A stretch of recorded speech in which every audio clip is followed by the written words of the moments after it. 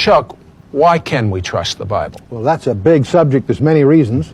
I think the first discovery, there's two discoveries in our way of thinking that will make this clear. The first discovery is that we have here 66 books that were penned by over 40 different guys over thousands of years, and yet we now discover it evidences a deliberate design from end to end. And I don't mean just in theme.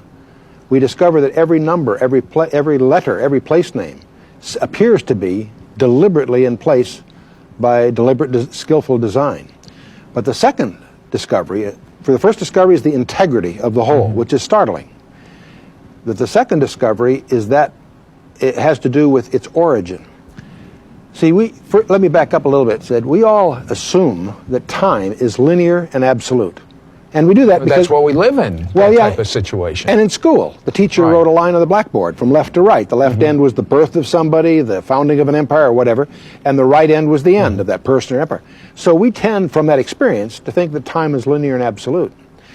From that background, when we start talking about eternity or God, we tend to imagine someone who has lots of time. We tend to think of eternity as a line that starts at infinity on the left and goes to infinity on the right.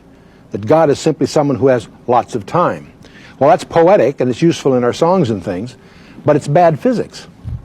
Because we know from Einstein's theory of relativity that time is a physical property. Time varies with mass, acceleration, or gravity. Now, is God subject to gravity? Of course not. So God is not somebody who has lots of time. God is somebody that dwells outside the restrictions of the physical world. But how does he authenticate the message? How does he let us know that the message is really from him and not some kind of contrivance or a fraud of some kind? One way, probably there's many answers to that, we'll talk about a few, but one of the answers is to demonstrate that the origin of his message is from outside time. That's what Isaiah means when he says it is he that inhabiteth eternity. Okay, so how does he demonstrate this? By writing history before it happens. He declares that he alone knows the end from the beginning. Let me use an analogy to get this across.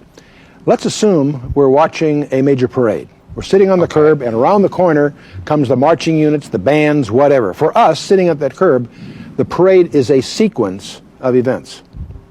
But to someone who's outside the plane of that existence, say in the chopper above, they could see the beginning and the end simultaneously. Of course. And that's exactly the position God is...